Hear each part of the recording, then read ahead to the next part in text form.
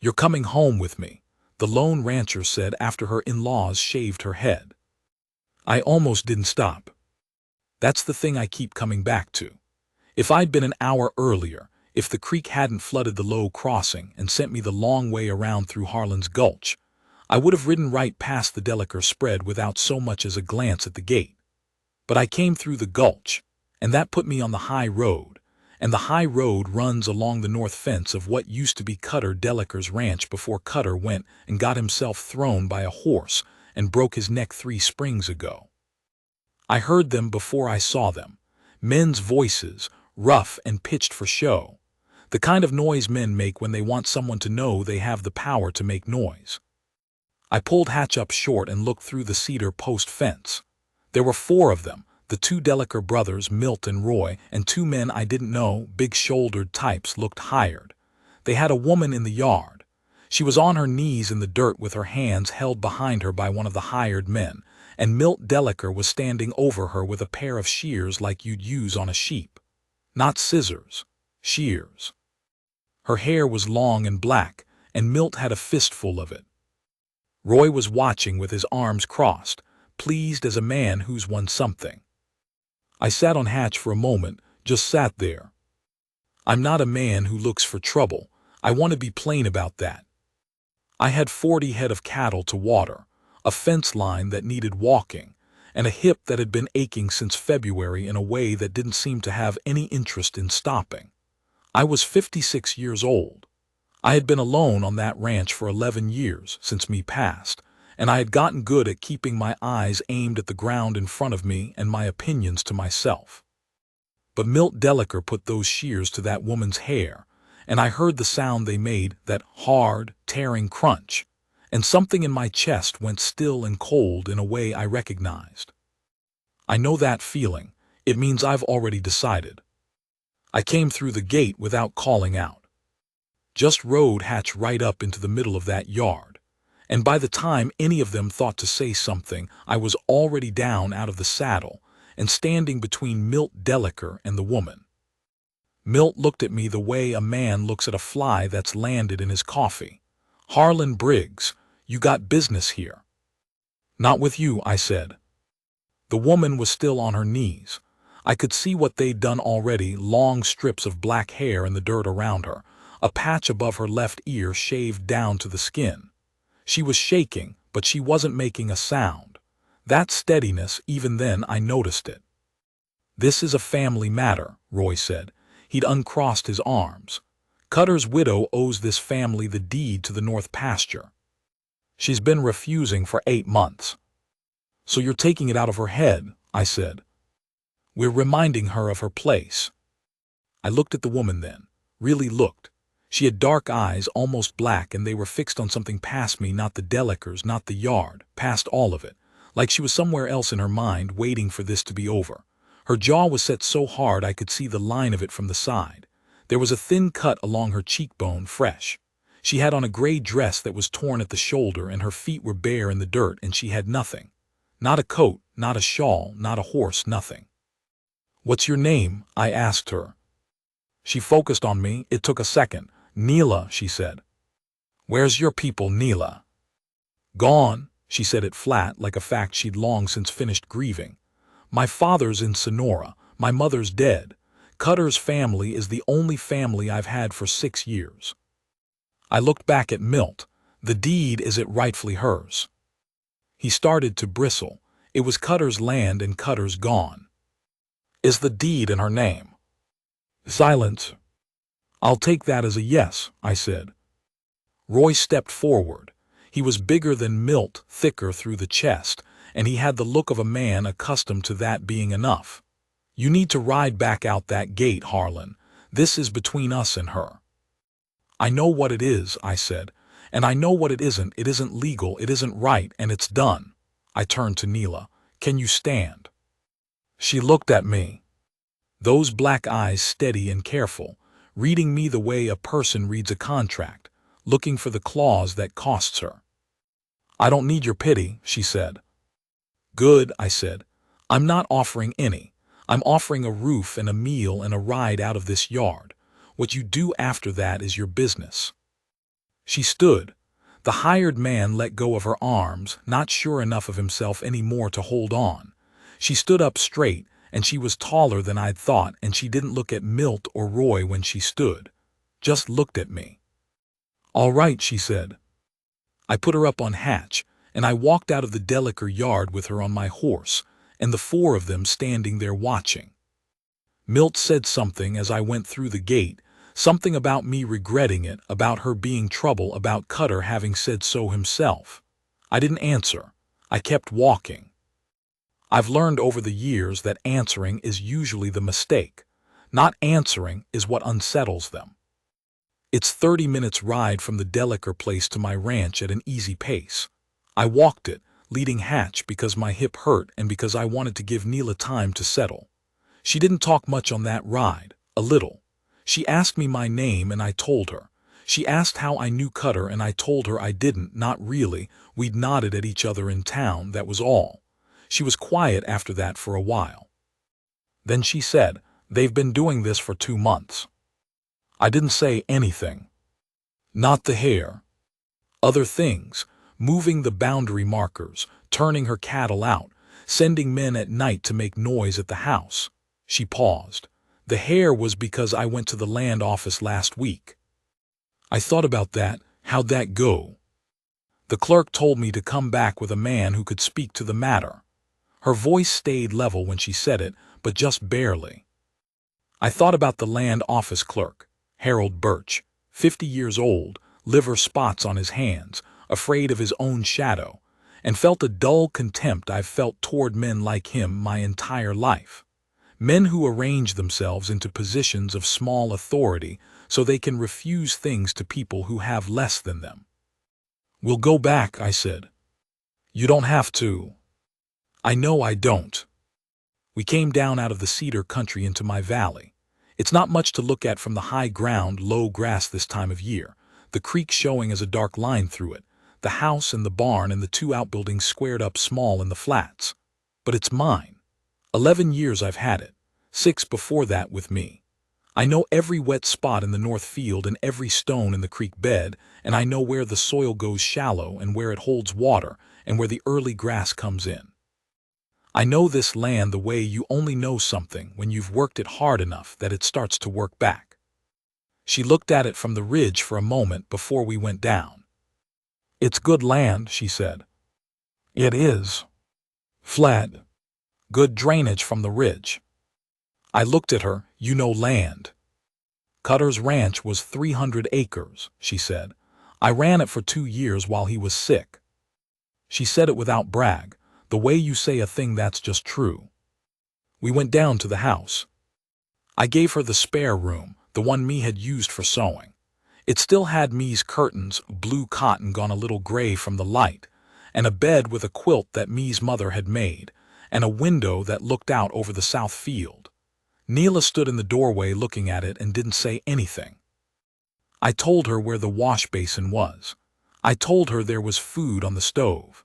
I told her she was welcome to stay as long as she needed and that I had no expectations about it. I said that last part plainly, because I've found that plainness is the only thing that actually reassures a person who's been given cause not to trust. She turned and looked at me. "Why?" she said. I thought about it, not because I didn't know, but because I wanted to give her the real answer, not the comfortable one. "I've been the man nobody thought to help," I said. "Winter of '79 I had nothing. Cattle dead, house burned, me sick. Not one man in that town sent word. I figured that out about people and I swore I wouldn't be one of them." I paused. "And what they were doing to you in that yard was wrong. That's the whole of it." She looked at me for a long time, then she said, "All right." She went in and closed the door. She was up before me the next morning. I came out of my room at first light and she was already at the stove with a fire going and coffee on and a pan of cornbread in the coals. She had wrapped something around her head, a length of dark cloth tied neat, covering what they'd done. She moved around my kitchen the way a capable person moves, not asking where anything was, just looking once and knowing. "You didn't have to," I started. I know, she said, same as I'd said it. I sat down and she poured the coffee, and we ate the cornbread at my table in the early morning quiet, and it was the first time in a long time that I'd sat down to a meal with another person. I noticed that. It felt like something I'd put down years ago and forgotten I'd put down, and now here it was in my hands again. After breakfast, I said, I'll ride to town today. She looked up. Not for you, I said. I've got business at the feed store, but I'll stop at the land office while I'm there. I want to come. I considered that. I knew what it would look like in town. A woman with her head wrapped, riding with Harlan Briggs, who mostly rides alone. I knew what people would make of it, and I knew they'd be wrong, and I knew it wouldn't matter. All right, I said. She met my eyes. Don't speak for me there, I'll speak for myself. I wasn't going to, I said. She held my look for a second, deciding whether to believe that. Then she gave a small nod. Harold Birch looked at Neela and looked at me and back at Neela and said, Mrs. Delacour, as I explained. You explained that you needed a man present, Neela said. I've brought one. Now show me the record. Birch showed her the record. She stood at his counter and read it the way someone reads who has read documents before, thoroughly, quietly, without theater. The deed was in her name. Cutter had filed it that way before he died. Birch had no argument, and he'd known it both times, and he knew it now. She asked for a copy. He made one. She folded it and put it inside her coat and said, Thank you, Mr. Birch, in a voice that closed the matter. I didn't say a word the whole time. I just stood there, which is what she'd asked me to do and which was the right thing, and I knew it. Outside on the boardwalk she stopped and let out a long breath. Not relief exactly, more like a person setting down something they'd been carrying a long distance. Thank you, she said, quieter now. I didn't do anything. You stood there, she said. That was what I needed. I thought about that for a moment. Thought about how much of your life, if you've lived it right, is knowing when to do something and knowing when to just stand there. Me had told me that once back when I was younger and stupider and still believed that doing was always better than not doing. She'd been right. She usually was. Come on, I said. I've got to stop at the feed store. It wasn't clean after that. I won't pretend it was. Milt Delacour rode out to my place 2 days later with Roy and the 2 hired men. They sat their horses at my fence line, and Milt called out that I was making a mistake, that Neela was a trouble-making woman who'd bankrupted Cutter's operation and turned his own hands against him, that she'd lied to the land office, that any man who sheltered her would answer to the Delacour family and their friends in the county. I came out of the barn with my rifle. Not pointed, just held, at my side. Get off my fence line, I said. Milt kept talking for a while. He was the kind of man who mistakes the sound of his own voice for power. I stood there and looked at him the way you look at weather, assessing, not afraid. After a while he ran out of words. Men like Milt always do eventually. They rode off. I went back in the barn. Neela was standing at the barn door. She'd come out from the house at some point, standing just inside the shadow of the doorway. She had her arms crossed, and she was watching the road where the Delacours had gone. You didn't answer him, she said. No. Why not? Because answering is usually the mistake. She was quiet. Then Cutter used to answer every time, every argument, every slight, real or imagined. He'd answer and answer and answer, and the thing would grow. She paused. I thought that's just how men were. Some are, I said. She looked at me, a long look, the kind that takes stock. Not you, she said. I didn't know what to say to that, so I went back to what I'd been doing, which was patching a section of hinge on the barn door. And she stayed in the doorway, and after a while she handed me the nail I was reaching for before I had to ask for it. She stayed through March and into April. I won't tell this straight through because it didn't happen straight through. It happened the way things happen when 2 people are living in proximity and both of them are stubborn, and both of them have been hurt, and neither of them is looking for anything. You bump against each other and pull back and bump again, and eventually you stop pulling back. There was the morning she fixed the North Field pump, and I found her knee-deep in the muddy slough with the pump housing open and her hands black with grease. And she looked up at me without embarrassment and said it had been running wrong for a week. And I said, I know. And she said, and you left it, and I said I was getting to it. And she said, are you? And we looked at each other, and I started laughing. And then she started laughing, and that was the first time I'd heard her laugh. There was the day one of my cows lost a calf, and Neela found me in the south pasture an hour after, sitting on the ground next to the cow, just sitting there, and she didn't say anything at all. Just sat down beside me in the mud and stayed. There was the evening she came to supper, without the cloth around her head. Just sat down at the table as herself, what they'd done to her growing back uneven, and she met my eyes once and then looked at her plate, and I didn't say anything about it. I passed her the salt. After supper she said, I'm going to fight for the North Pasture. I know. The Delikers have a lawyer in Casper.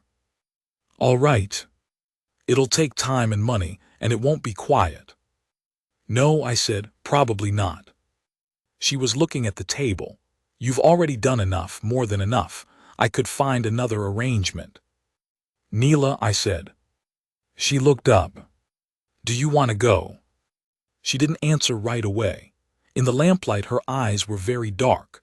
Her hair was growing back along the left side. I could see it now, short and black and new. No, she said. Then stay, I said. It's a big ranch and the work's better with two. That's as romantic as I get. I want to be honest about that. She stayed. The lawyer from Casper turned out to be a small man with a precise mustache who came down in May and sat at my kitchen table, which had become something like a meeting room by then, and spread out a map of the Deliker property, and told Neela exactly what she had and exactly what it would take to hold it. He didn't address his remarks to me, which I appreciated. She asked hard questions and he gave her straight answers, and by the end she had a plan. She didn't ask me what I thought of the plan. She told me what it was. I said, good. She said, I'll need to be on the Deliker property to survey the boundary. I'll come with you. I don't need. I know, I said. She stopped, then she said, why do you keep doing that? What? Saying I know, when I say I don't need something and then coming anyway. I thought about how to answer that. Because there's a difference, I said, between needing something and it being right for you to have it. You don't need me there, but you shouldn't have to do it alone. She was quiet for a moment. Cutter never once said anything like that to me, she said. Not bitterly, just as a fact. I didn't respond to that. It wasn't the kind of thing that wanted a response. We did the survey in June. Rode out to the Deliker boundary on a hot morning. Me and Neela and the lawyer and a surveyor he'd brought from town. Milt and Roy were there, they'd been told to be, and they had their own lawyer, a bigger man than the Casper one but not a smarter one. We walked the fence lines all morning in the June heat, and I carried the water and held the horses when they needed holding, and when Milt Deliker tried twice to talk over Neela's head to the lawyers, I stepped into his sight line both times and just looked at him. He stopped doing it. On the ride back, Neela was quiet for a while and then she said, you stepped in his sight line. He was being rude. I noticed, a pause, he noticed too. Good. She glanced over at me with something in her expression I couldn't quite name. Not gratitude exactly, more like recognition, like a person who's been told something they already knew but needed to hear. The case settled in August. The Delikers kept the west fields and Neela kept the north pasture and the timber rights above the ridge, which was most of what she'd wanted. The lawyer called it a good result. She called it adequate. I called it done. The night after the settlement she cooked supper. A real supper, not just a getting-through-the-day supper. Rabbit stew with biscuits and a dried apple pie that she'd been working on since that afternoon. We ate at the table with the lamp turned up and the windows open to the August evening, and somewhere out past the south field the coyotes were at something, their voices carrying thin and distant on the warm air. After supper, she poured 2 cups of coffee and set them on the table and sat down and didn't say anything for a while. The lamp moved a little in the draft from the window. Outside, the dark was coming in slow and blue. "I've been thinking," she said. "About what?" "About what happens next." She had her hands around her coffee cup and she was looking at the table. Her hair was long enough now to tuck behind her ear, not long, but there. It had been a strange thing to watch quietly over the months, something taken from her growing back. "The north pasture needs work," she said. "Winter grazing mostly. The fences on the east side are bad." "I know the pasture," I said. "I've ridden past it for years." "It would do well as part of a bigger operation," she said. I looked at her. She was still looking at the table. "2 ranches run together use half the labor of 2 run separate," she said. "You know that." "I do. The grazing patterns complement your east sections and my north pasture." "Neela." She looked up. "Say the real thing," I said. She held my eyes, held them a long time, long enough that the lamp moved again and the shadows shifted. "I want to stay," she said. "Not because I have to, not because I'm afraid of what the Delikers might do without you here, because I want to, because this is," she stopped, started again. "I haven't been somewhere that felt like somewhere in a long time." I thought about what to say to that. I'm not a man who talks easily. Me always said I was made of stone from the neck up, and she wasn't entirely wrong.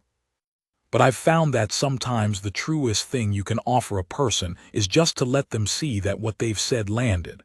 Not a word, just landed. So I reached across the table and put my hand over hers, where it was wrapped around the coffee cup. She looked down at my hand, then back up at me. "All right," I said. She turned her hand over under mine and held on. The valley knows what happened, or thinks it does. What it knows is that Harlan Briggs, who'd been living alone in that South Valley ranch for 11 years, was seen in town that fall with Cutter Deliker's widow, and that they rode together and worked together, and the next spring they filed together at the county office, combining the 2 properties into 1 deed under 2 names. What the valley doesn't know, and I don't offer this for the valley, is how it looked on a November morning, first real freeze of the year, when I came in from the south pasture with ice in my beard, and she was at the door of the barn with my heavy coat in her hands. She'd seen me coming from the window and come out before I even reached the yard. She put the coat on my shoulders without a word, tugged the collar up around my neck. Her hands were quick and sure, and she knew exactly how much I needed without asking. I stood there in the cold and looked at her face, the wind coming hard off the ridge, her hair loose and dark, that scar on her cheek from where the Deliker man had cut her, still faint, and I thought, this is what it is to be known by someone.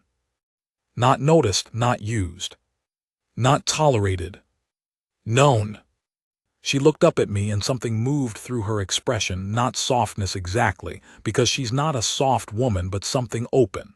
Something that said, I am here and I choose to be, and I see you whole. I put my arm around her shoulders and we went in out of the cold together. The fire was going. She'd started it before she came out. That's who she is. And that's the whole story, far as I'll tell it.